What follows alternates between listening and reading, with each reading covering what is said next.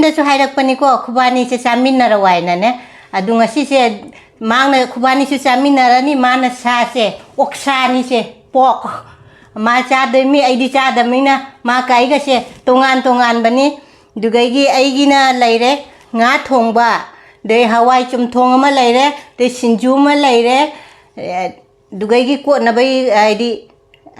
ꯀꯣꯕꯤ ꯃꯅꯥ ꯇꯥꯕꯤ ꯌꯣꯡꯆꯥꯛ ꯂꯩꯔꯦ ꯃꯥꯏꯒꯤꯅ ꯁꯤꯒ ꯄꯣꯛ ꯊꯣꯡꯕ ꯂꯩꯔꯦ ꯁꯂꯥꯗ ꯂꯩꯔꯦ ꯑꯗꯨꯒꯩꯒꯤ ꯁꯤꯡꯖꯨ ꯂꯩꯔꯦ ꯗꯩ ꯌꯣꯡꯆꯥꯛ ꯂꯩ ꯑꯩꯈꯣꯏ ꯉꯁꯤꯁꯨ ꯉꯥ ꯌꯣꯟꯐꯝꯗ ꯂꯥꯛꯑꯦ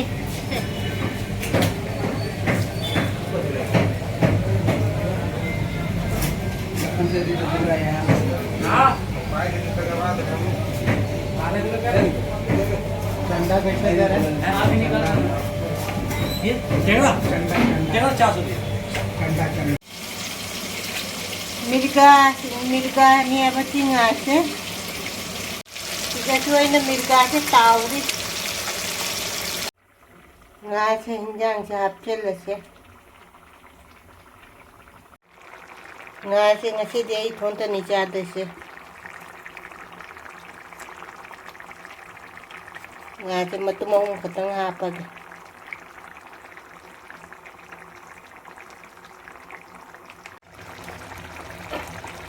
nga thong mo se lore thadi gom thachal se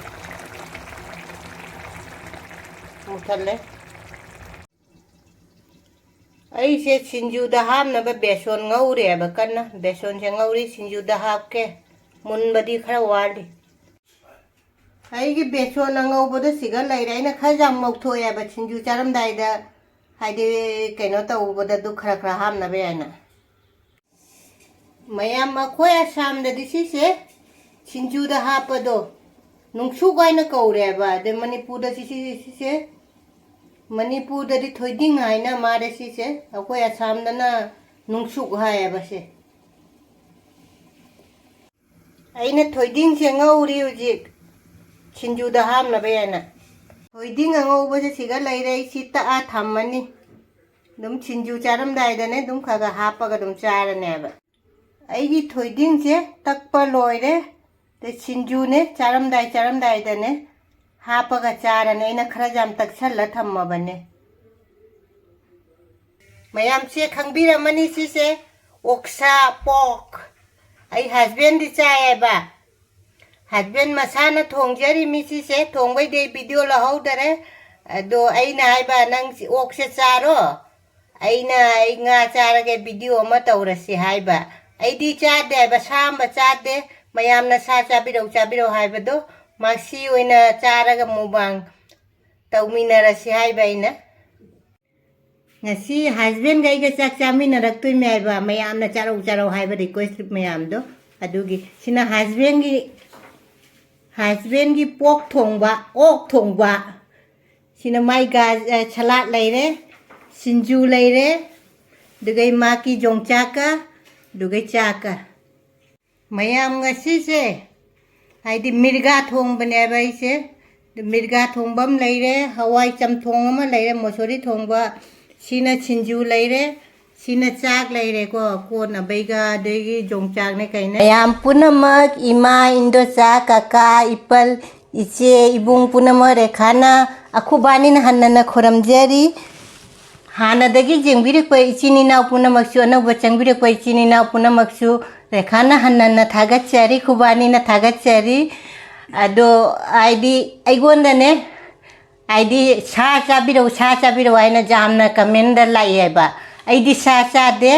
aigi ipuro oi base oina dum pijara age ma sa id aiga chu dugai chu comment da chu hairak pani ko khubani se saminna rawaina ne adu ngasi se mangna khubani su saminarani mana sa se oksani se pok ma chademi aidi chadamina ma kaiga se tongan bani dugaigi aigina laire nga thongba dei hawai chumthong ama laire dei sinju ma laire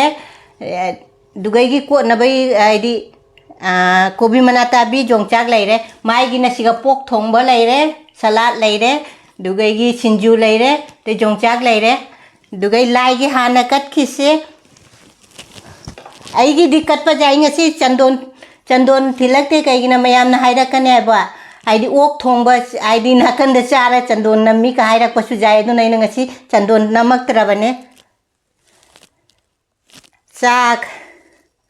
nga thongba hawai thongba sinju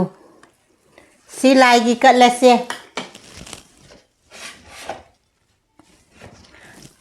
ai gi se ai se mai se mimi pam de ba ai se mimi khatang hapchen ge sinju si ga mimi ge masala sing jai de haina de ba do nai ke de si se to khai ra ge ko den ma chaba haura sanu ai mayam de ilaktoi me mayam ok pamba mayam gi ni nang chu khara illo ok pamba mayam gi ai se nga thongba se oi nei lage ko mayam da nga gi piece ka loina na se saminara se sina punama cara nang se cara nang na han haura chaba ai se phaja khara to khai mimi se माटी पामते मिमी से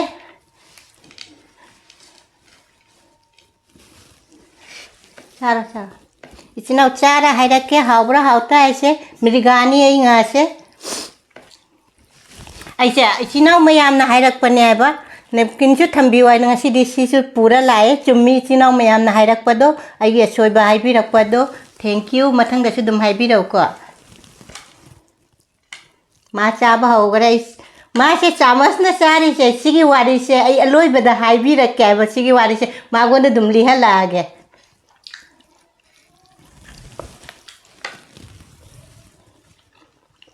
हाँ है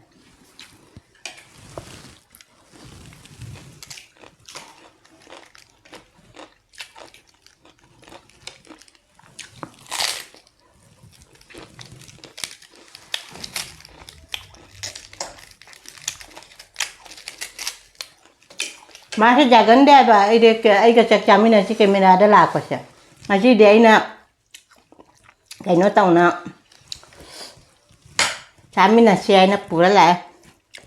आई ना मके सुम काय दे नंग दुम नंगी दो चाचो आई दुम आई चाचा गे ना ने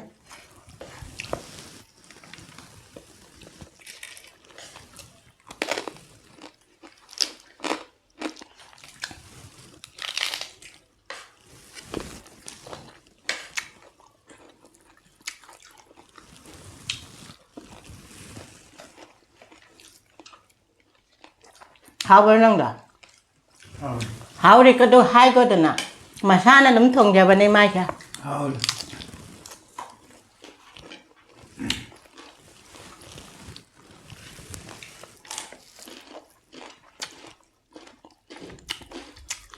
आई चा बदे थिंग दे को आई चा दे ना दे मो चा नो हाई दे बा मैं पा मन ना ता ना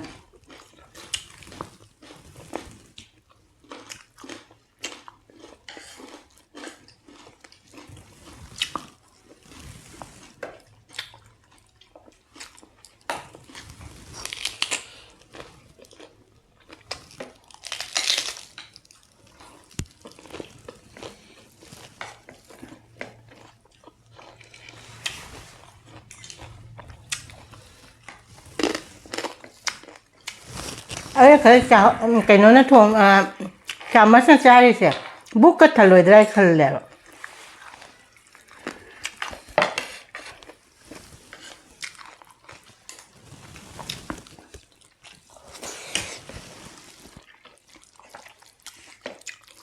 आई ngà thì dầm màu đấy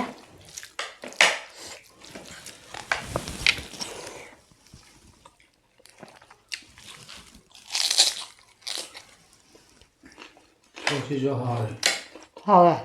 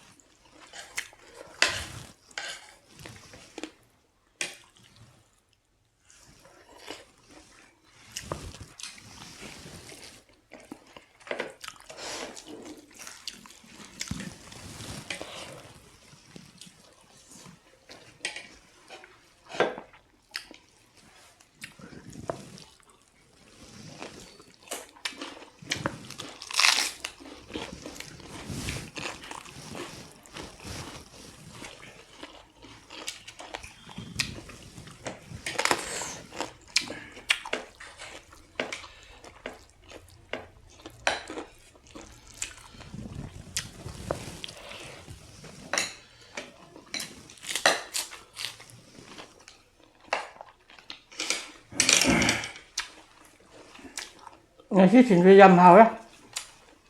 진주 짜들.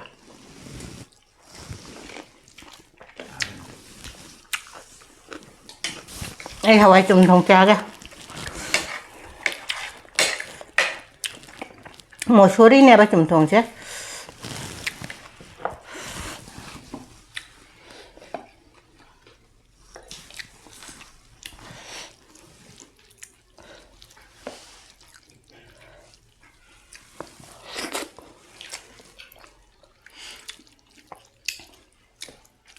Nông chú hào đi hào tiệt cả đồ hai đầu đàn à. Hawai. Cái nó hào rồi. Ốc Thongba.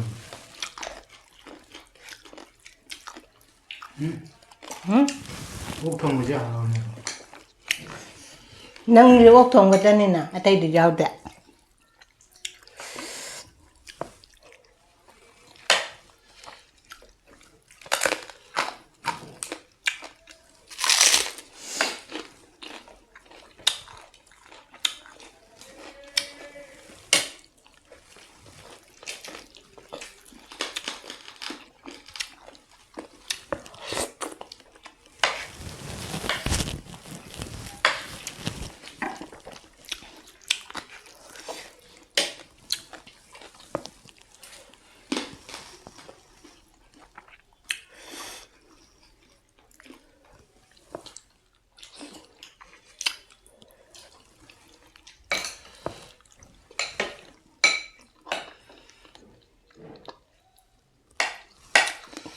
Hào ring hả?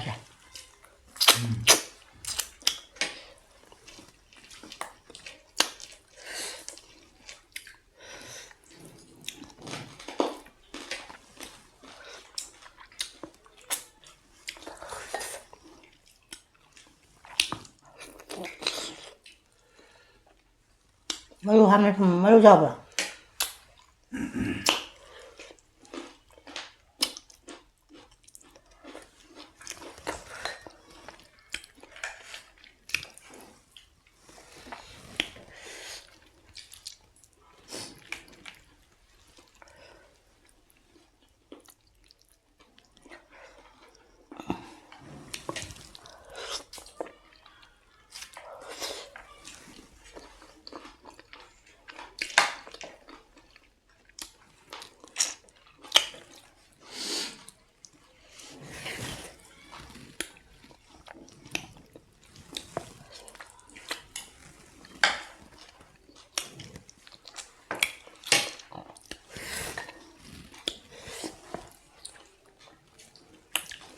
Keramat, cakum budak caw nama tahu teman nama.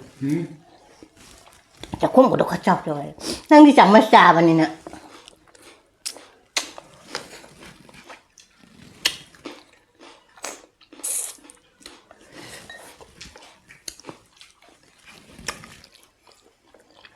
Setengah HP loh, Sinju sih. Tongga su HP, bechon su HP được cái thối đinh đó, ngô bờ đó. Có chôn được nục su hay nè bên này thối đinh gì? Itu nama hal deh hingga lah.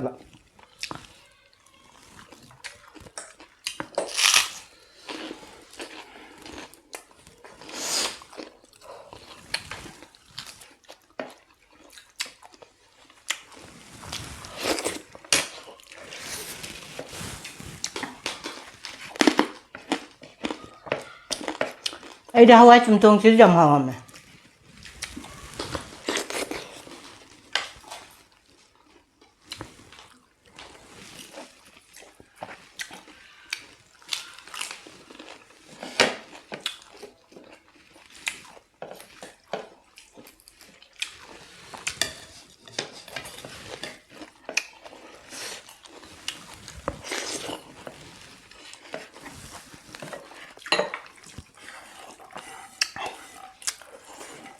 Nó ngồi đây phá xả trái gì nè. Ấy nè nó ngồi đây hàn trái gì nè. Nó cái đừng mất rồi rau được quật. Cái mà đồ hấp đó. Ngồi tại macam-macam macam. ô cái u này mới rau được bao ngày có Mana di jauh pun dah sih, terasa orang merata di jauh tu. Ini alu apa tu?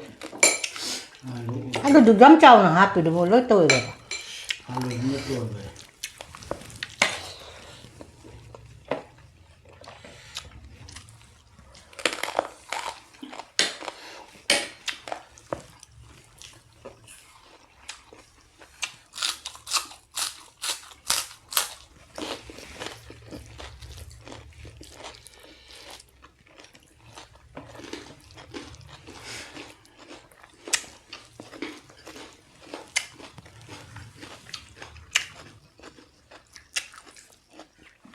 aiจะคัดทำนะทำมินเนี่ยบ่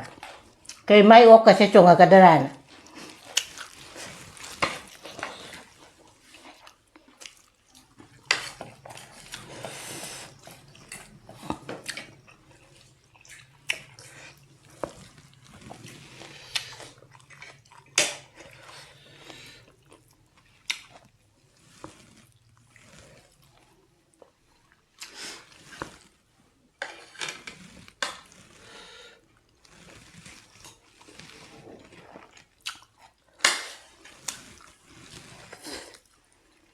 เอาเดียวเลยมาดูเขาเดียว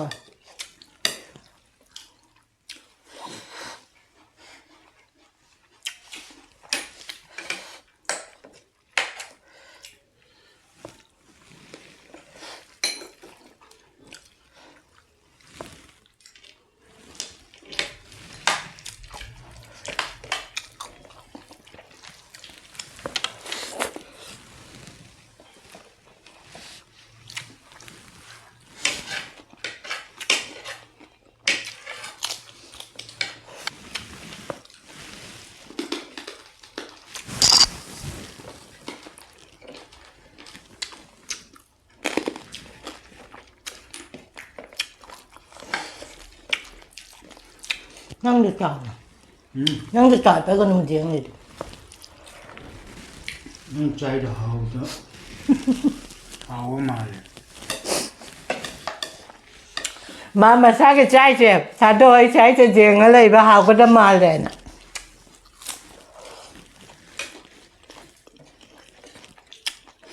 ไอ้นั่งงั้มมาต้นจ้าแล้วกันนะไอ้ดูวิดีโอจะเจียงก็มาแล้วไม่ก็จะงั้มมาต้นปิวไอ้จ้าแก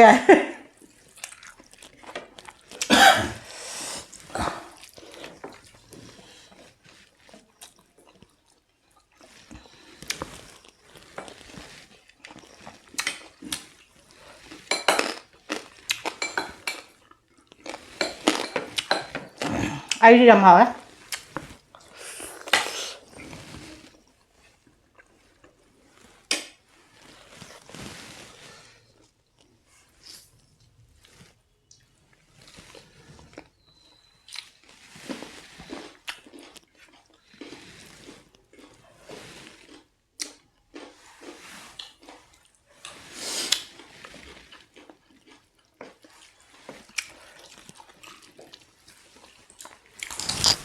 เจ้าบ่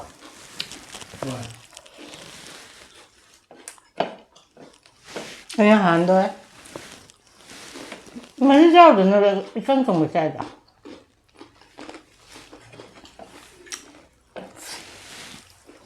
ก็ไอ้จุ่มตุ่มไปตรงกันเนี่ยจ้ะ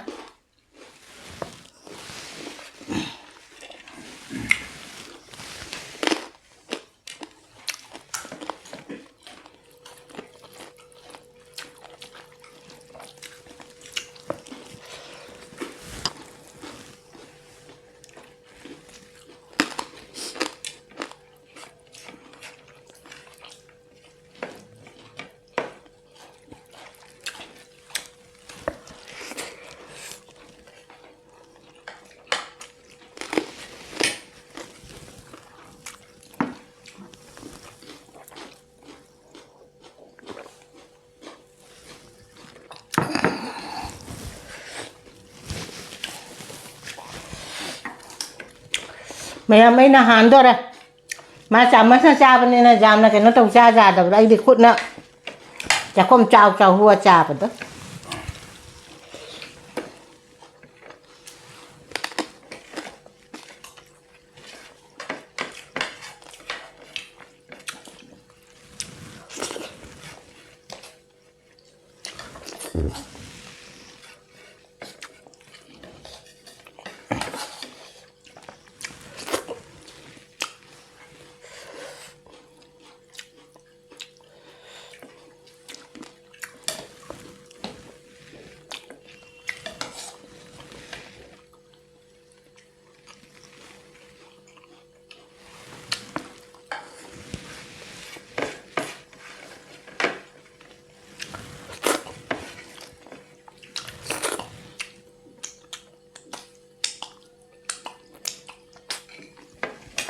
mày ăn mấy đi cha rồi đấy cha thôi nào mày ăn mà đi khách tập tập nó cha cha rồi chân mà chả mấy nó cha bên này nè hơi cái nó tàu đại bạ ở duga wari đó li cái đó này chả mấy cha vậy li rồi mà thằng đấy ơi nó đun li ra cái bạ mà chơi cái chả mà nó chả mấy cha cái mà làm cái cha cái nói chứ ngasi mayam na request tawrakpadoi mayam gi request ngasi di pura lae ai di mak cha cha pi ro hai ba du ai di cha de sa doi ai husband dum cha che cha hal lae du gai du su punna cha pi ro su hai rakpado adu su punna khubani cha min na re khubani gi video se mayam na jeng ba nungai di subscribe like share to san biramo anauba ichin inau na akhoi gi video se jeng bi batara su subscribe like share haidi to san biramo mathang nungai ba video ma pura lake kari chawai du su dum haibiro duga id ahau ba ma thonga ge ahau ba ma chara ngasi ri ka thamme bye